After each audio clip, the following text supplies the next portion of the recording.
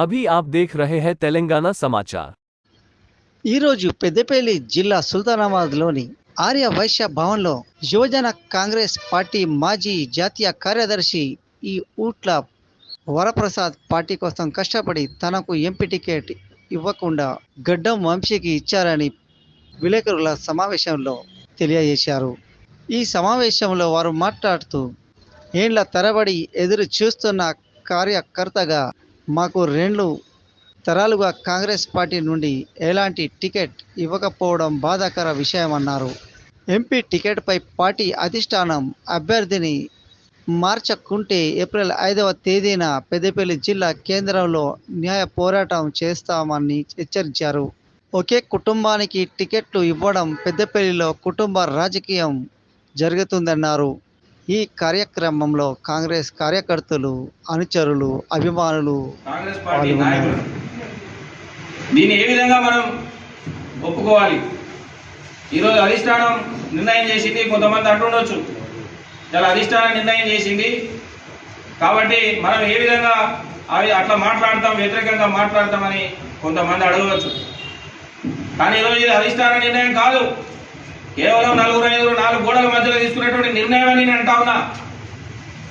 ఇది అధిష్టాన నిర్ణయం కాదు. ఇది సోనియా గాంధీ గారికి కానీ రాహుల్ గాంధీ గారికి కానీ వాస్తవాలు తెలియదు.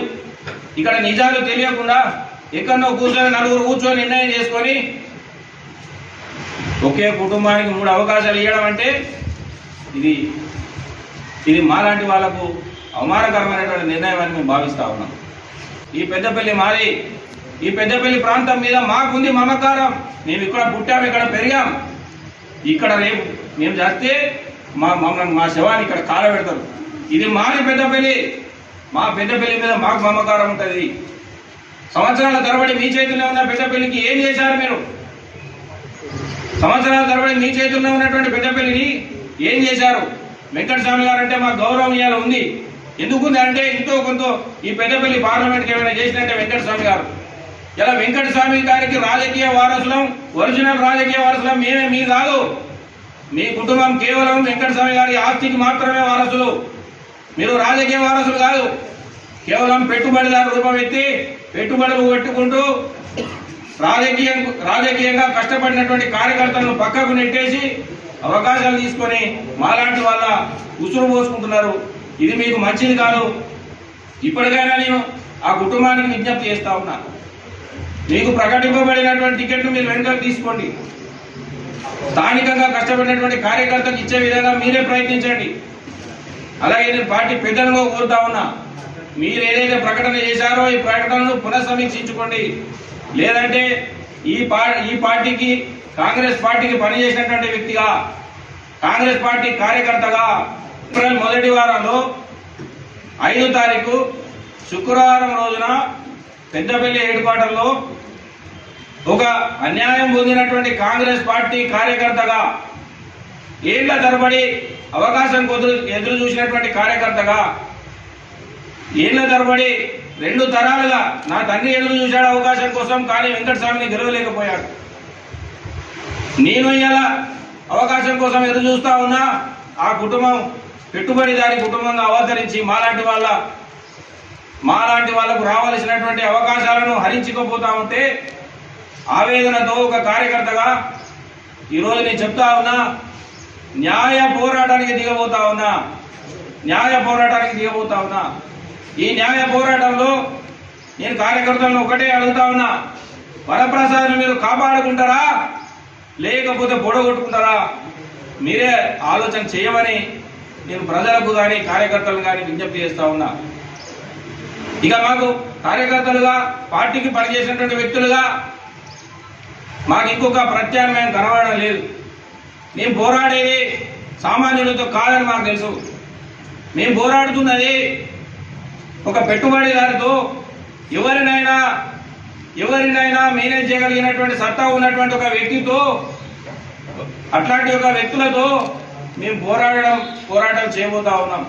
ఈ పోరాటంలో ప్రజల తరపున నేనుంటే కేవలం డబ్బును చేతిలో పట్టుకొని ఒక పెట్టుబడిదారి రూపంలో పనిచేసేటటువంటి వ్యక్తి ఇంకొక వైపు ఉన్నాడు.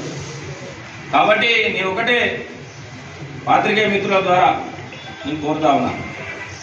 ఆ కుటుంబం మీద ఎందుకు మాకు ఎలాంటి వ్యక్తిగతమైనటువంటి ఆక్రోశం లేదు, కానీ వాళ్ళు కేవలం మా కార్యకర్తల హక్కులను హరించేటువంటి విధానం ఏదైతుందో, ఎందుకంటే చెన్నూరులో కనుక చూసుకుంటే నామినేషన్ తెల్లారి అయిపోతుంది అనగా లాస్ట్ డేట్ ఉన్నదనగా వచ్చి పార్టీలో చేరి అక్కడనే పనిచేస్తున్నటువంటి, అక్కడనే పార్టీ టికెట్ కోసం చేరినటువంటి నల్లా రోజులని 3 సార్లు ఎమ్మెల్యే, ఒకసారి విప్పు, అలాంటి వ్యక్తిని కూడా పక్కకు దోసేసి అదే ప్రాంతంలో నూకాల రమేష్ అని ఇంకొక సోదరుడు యువజన కాంగ్రెస్ మిత్రుడు ఆ నియోజకవర్గం అంతా పాదయాత్ర చేసాడు, సుమారు 30,000 మెంబర్షిప్ చేసాడు. అలాంటి వ్యక్తిని కూడా పక్కకు పెట్టేసి వీళ్ళు రాగానే రెడ్ కార్పెట్ వేసి వీళ్ళకి అవకాశం ఇచ్చారు.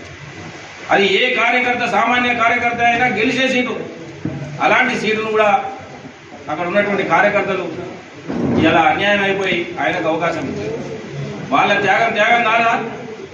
బెల్లంపల్లిలో ఆడ శంకర్ అని కాంగ్రెస్ పార్టీ సీనియర్ నాయకుడు ఉన్నాడు, శారదక్క అని ఇంకొక సోదరి మరి ఉంది, ఇంకా ఎంతో మంది అక్కడ సోదరులు ఎమ్మెల్యే టికెట్ ఆశించినటువంటి కాంగ్రెస్ పార్టీ కార్యకర్తలు ఉన్నారు.